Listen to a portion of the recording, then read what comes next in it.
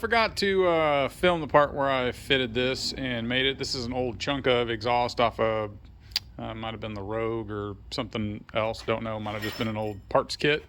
Can't even remember. But anyways, this is just an elbow that I used here. Attached it to the old flange. We're running regular iron manifolds on the 47, so none of this really matters for any kind of performance thing. They're just going to look cool. So I adapted out from 2" to 3", from 2" to 2¼ and then 2¼ to 3, I believe, was the step up that I did so that I can put these side pipes on the 47. I'm going to attach it from here to that piece I just showed you with this flexible exhaust to kind of give it that heat exchanger look like you'd see on the outside of some of those rotary and turbine engines and stuff that they had in World War II. So anyways, you'll see that from here kind of snaking along the outside and up. So it won't be a whole lot of it, but I'm going to let that show, and then I'm going to do the screen all the way down, and the fit and finish back here will be something along that line right there. So obviously need to touch up the exhaust, not that it really matters because it'll be covered with that, but we'll touch it up anyways because that's just how I am. And we're going to solid mount it to the frame with a couple of bolts, since it's going to have the flexible hosing between there and the extension off of the manifold, so it'll have plenty of flex for the motor and everything as it goes. So I'm going to run some 3/4" square tube there and there back to the frame, bolt it to the frame, then weld the ends of that tube to these larger 3" center section here for these side pipes. So that's the plan. Short, simple, shouldn't be that big of a deal. I'm going to use the band clamps, the big band clamps for 3" to attach the flexible line on either end. I will probably, to have everything adjusted, tack weld this tip on. It's beat on there so good right now I can't actually get it off, so it's probably fine, but I'll put a couple of tacks on it just to make sure. And I'm going to cut this flange back here because it used to have this 90 on it. I don't need that 90 anymore because I'm going to run that flex pipe straight along here. It's going to curve out a little bit and then curve up and into that section that I first showed you. So anyways, that's the plan for that. Super simple, and we'll show you what it all looks like once we get it on the ground and attached. All right, it's always tricky showing stuff underneath a car, but I'll try and show you as best I can what I have going. Well, if I can, hang on. Well, how do I get in here? Okay, well, maybe something. Nope.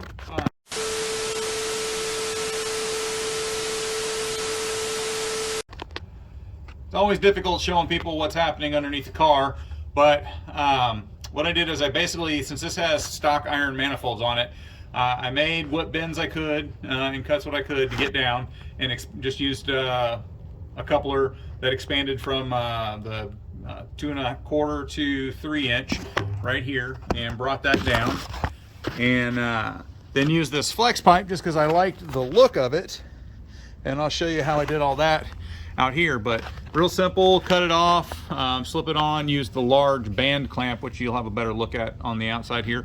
Use the large band clamp to attach that to the adapter, and then brought it out here. So let me get a better angle on all of what's going on out here, and I'll show you what I did.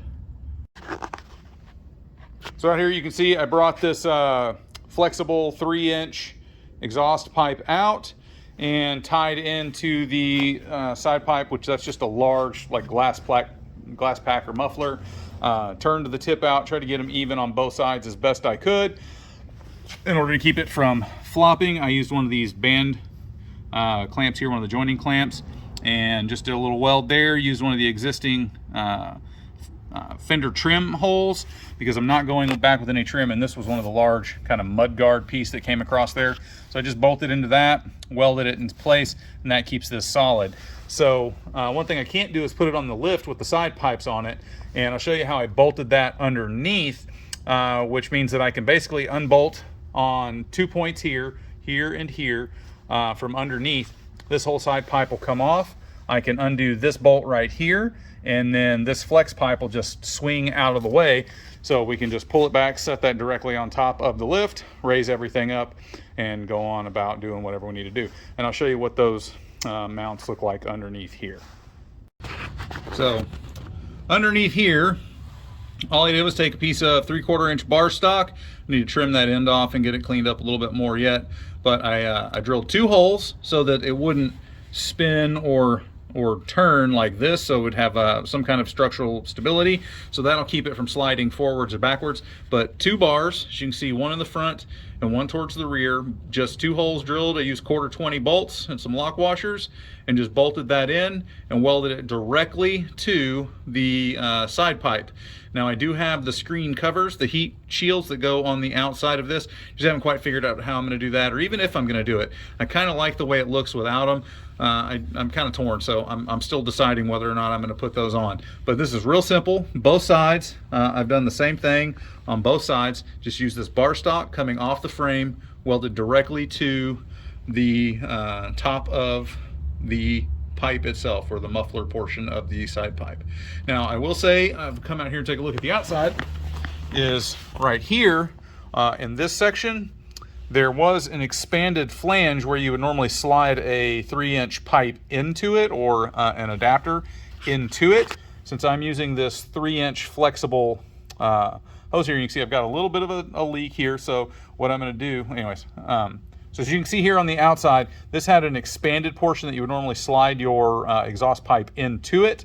What I did is I cut that off, and that is ahead of where the muffler starts. The muffler starts somewhere in here, the baffles do.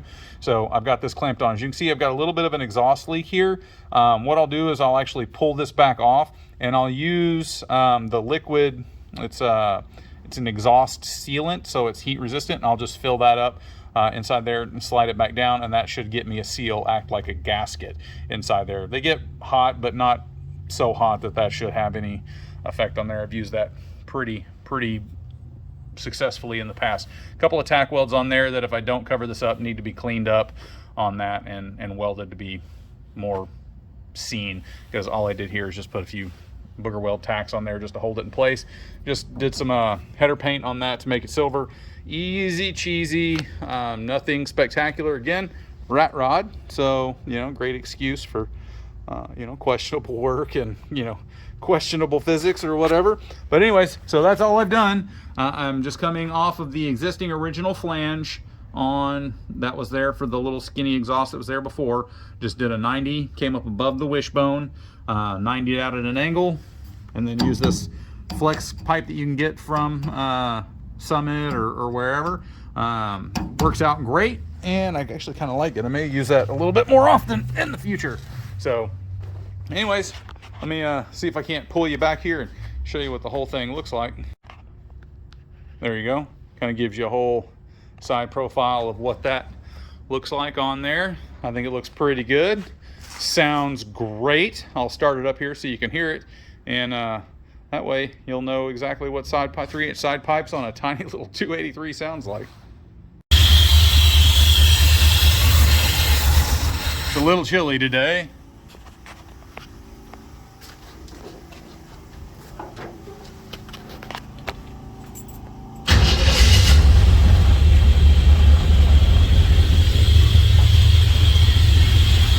Still working on a choke setup.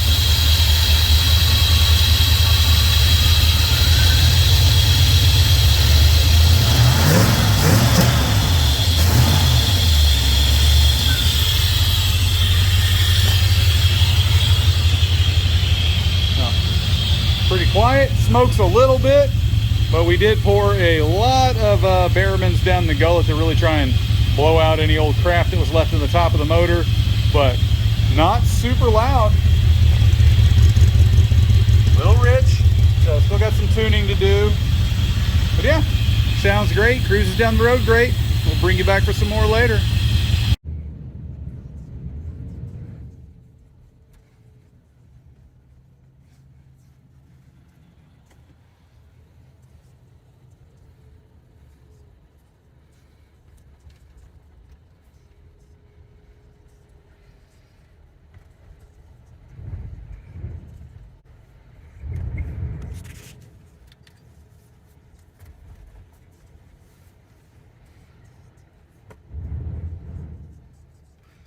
Okay, good. He stopped, or is stopping, and still okay, good. That was the question we had, whether or not the brakes were fully bled or working as well as they should be. Well, we know they're not. It's a whole new, brand new braking system.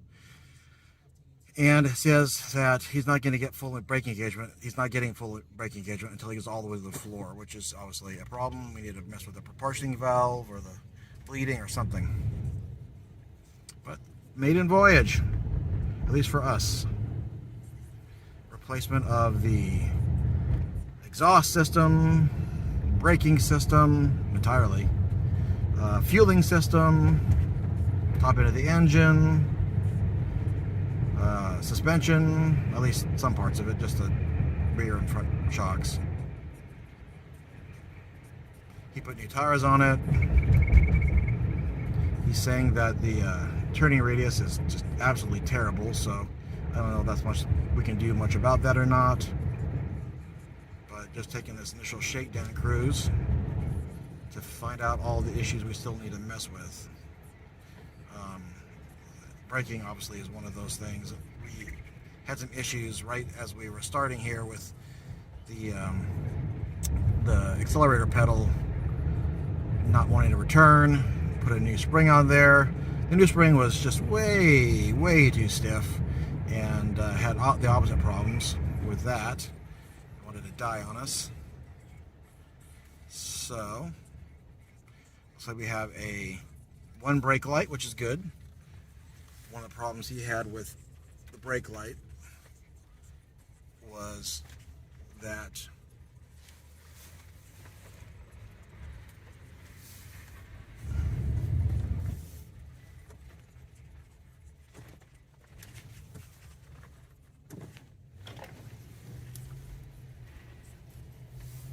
problems he had with the brake lights was that the pressure switch, the brake light switch wasn't working very well. We got that figured out, or he did, after several different attempts. So it looks like he wants to open it up a little bit. Okay, let's just go 50 down this 40 down this little road here. It is smoking real bad, so we'll need to figure that out,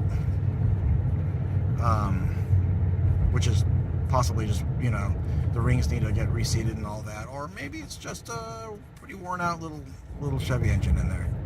So we'll need to figure that out as well.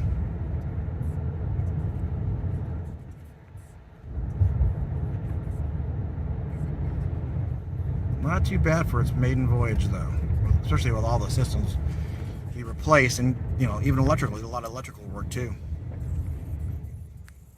So looks like we have a brake light burned out on the right there.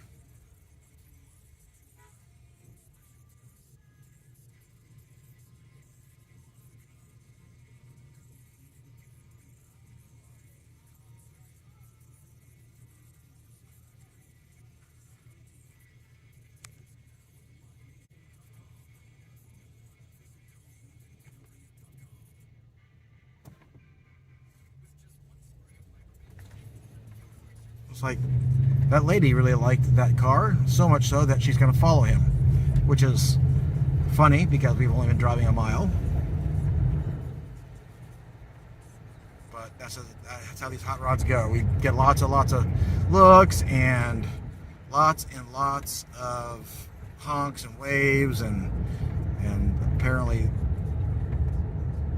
this lady wants to have a longer conversation about that. Looks like actually the person behind us does too. Okay, well, we'll just do that then. Fuck, I shouldn't have done this.